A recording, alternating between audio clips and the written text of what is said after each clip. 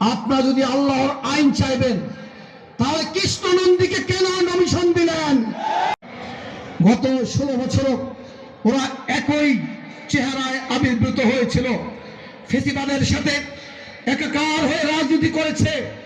অর্থাৎ একদিকে ছিল ফেসিবাদকে চিরস্থায়ী বন্দোবস্ত করার অপচেষ্টা, আর একদিকে ছিল গণতন্ত্রকে পুনরায় প্রতিষ্ঠিত করার আকাঙ্ক্ষা, যার নেতৃত্ব দিয়েছিলেন আমাদের প্রিয় নেতা জনাব তারেক রহমান।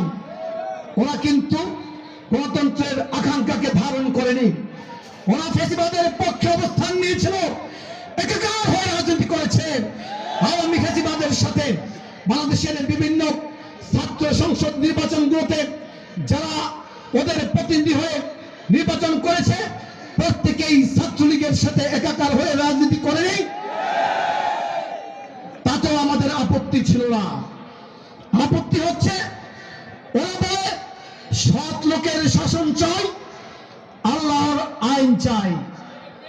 প্রথমটা আমি পরে বলছি, আপনারা যদি আল্লাহর আইন চাইবেন তাহলে কৃষ্ণ নন্দীকে কেন নমিশন দিলেন?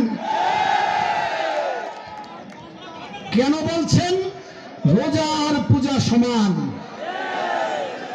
আমাদের হিন্দু ভাই বোনরা রয়েছেন, আপনাদের উদ্দেশ্যে বলছি, ভোটের আগে বাংলাদেশে এরকমের একাধিক দল রয়েছে, আপনাদের প্রতি তারা অতিমাত্রায় আগ্রহ দেখায়, ভালোবাসা দেখায়, আপনাদের চেয়ে আরো দ্রুত গতিতে গীতা পাঠ করে।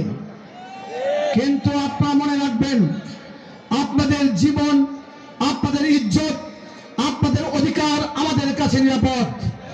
আমরা আশা করছি আপনারা ধানের শীষ প্রতীকে ভোট দিবেন এবং সারা বাংলাদেশের হিন্দু, বৌদ্ধ, খ্রিস্টান ইতিমধ্যেই সিদ্ধান্ত নিয়েছে তারা ধানের শীষ প্রতীকে ভোট দিবে।